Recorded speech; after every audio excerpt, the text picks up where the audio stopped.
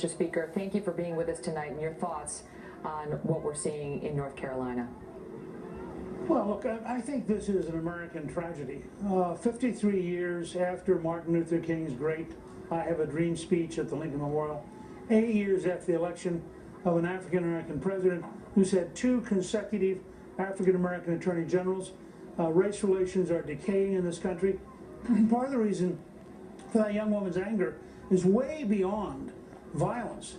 It's schools that don't work, neighborhoods with no jobs, random violence, a sense of being powerless even though there's an African-American president.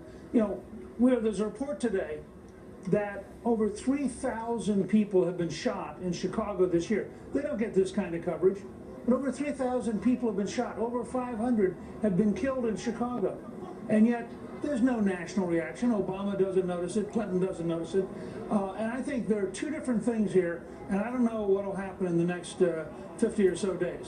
One is the country at large will not tolerate this kind of random violence. People will not tolerate looting. They won't tolerate closing I-85. They won't tolerate burning things.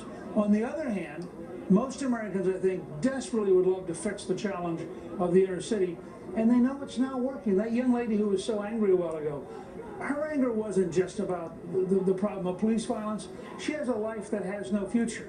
She has a life where she's going to have a hard time getting a job, a hard time living in a safe neighborhood, a hard time being able to go out and get the kind of education that she ought to be getting. So I think this is a place for America to have a serious dialogue and not just the usual back and forth politics. But whether we can get to that, I don't know.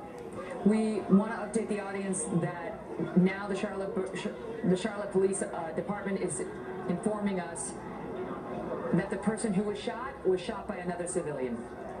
That this was civilian on civilian violence. We can't say for sure. And now this man has been injured. We can't say for sure.